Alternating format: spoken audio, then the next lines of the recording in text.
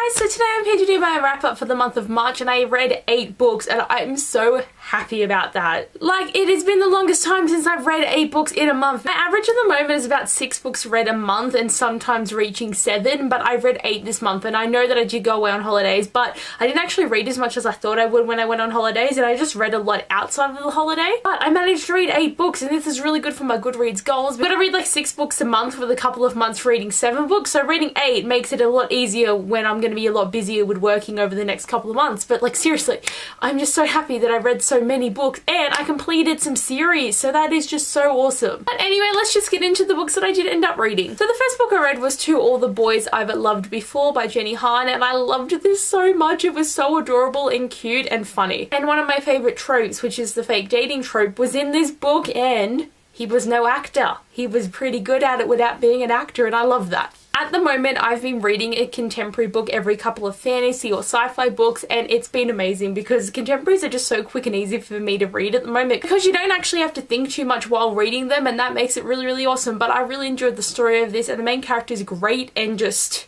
yes, I totally recommend this series, and you guys should definitely read these books. Okay guys, next I read Harry Potter and the Philosopher's Stone by J.K. Rowling, and I've never done this before in my whole entire life. Like, I've finally done it. I actually did a buddy read with my friends Jack and Sarah, and we read this all together, and it was so great. Like, because I've only ever watched the movies, that's all I know about Harry Potter, so reading the book was so great because there's so many more details, and because I am a Hufflepuff, I bought this edition and I thought I have to read the book eventually. But I love all the extra details about Hufflepuff and talking about the great Hufflepuffs, and like Newt Scamander is a Hufflepuff and I'm a Hufflepuff. I did watch Fantastic Beasts this month as well, and like I loved it so much, and I love the little creature that's like a plant. That was my favorite part of the whole movie. That thing was adorable. I've also got the Hogwarts library books to read. I don't know when I'm actually going to keep reading the Harry Potter series. Like, all of the Hogwarts books are in my household. They are my mum's books, so I will eventually read it, but I don't know when. But it was just great reading the first book, and I really want to buy like really pretty editions, but what's the point of buying them when you already own copies of them? But I just want to buy some really pretty editions that make me so much more excited to read the series, but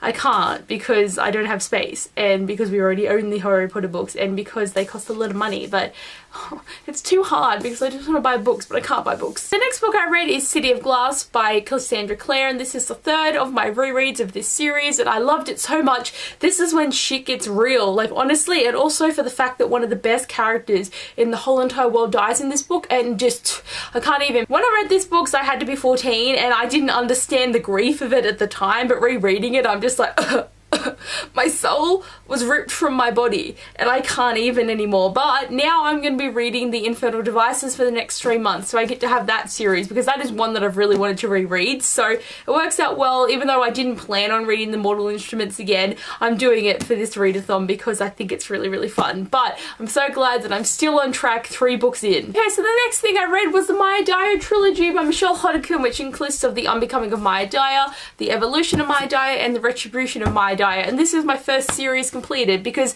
even though the Confessions of Noah Shaw are a thing now, they are a separate trilogy in my mind. This is its own trilogy, and that's how I am saying it. I'd give this a solid 4 stars overall because like I have some issues with it just being a bit boring and a bit crazy. It gets so dark so quickly with this trilogy, and I didn't expect it to go the way it did, and it became so sciencey, and I'm like, it's meant to be about superpowers and it's about science and experiments and all this, and it just got really weird. And then people started dying, and I'm just like, this is creepy. Is this series a villain's origin story? Like, I don't know.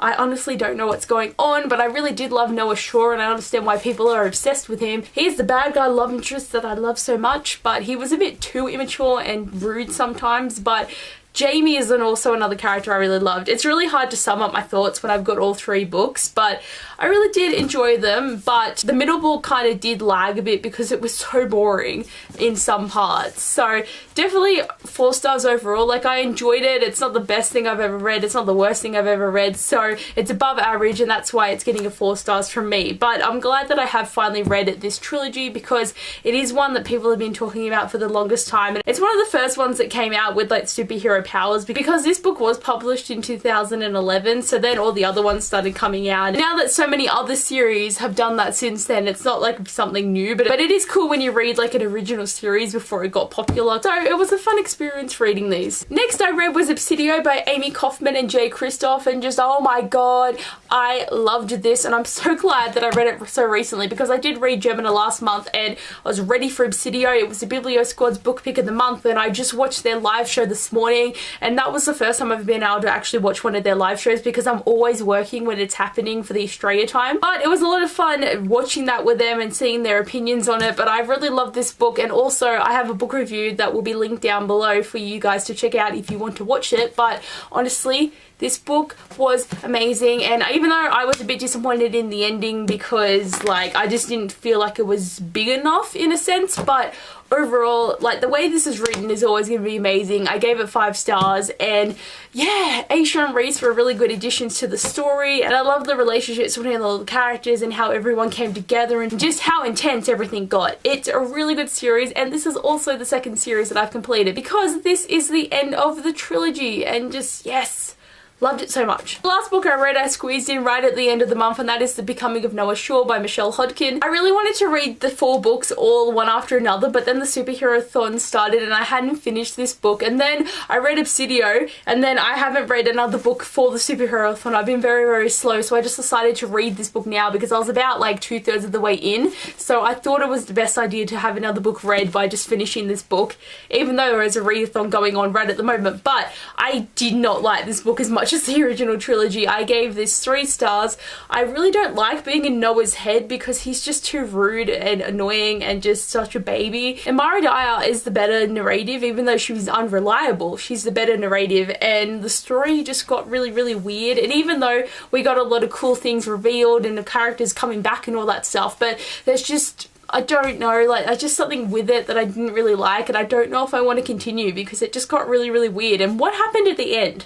Like, can anyone explain to me what happened with Mara? I don't understand what she did, like, and why she did it, and I don't get the story. It just got too weird. Anyway, this is my wrap up for this month, and I'm so excited because I've read so many good books, and it's just, yes, I'm just so excited that I've read 8 this month, and it's great. We're up to the 3rd month in the year, and I still have bought more books than I've read, and I'm sucking at this. So when I filmed my book haul video, I had 20 on this list, and I've bought 3 since then, and I said to myself, oh Abby, you're not going to actually buy any more books, but I ended up buying more books, and that's really, really bad. So I hope by next month it's going to happen. I have a stack of books here that I want to read, and it's going to happen at some point, hopefully, but I really hope that I have at least 1 month where I don't buy any books, or at least not as many as I have read. So hopefully we will get there. But anyway guys, thanks for watching this wrap up. I hope you enjoyed, and I'll see you guys later. Bye!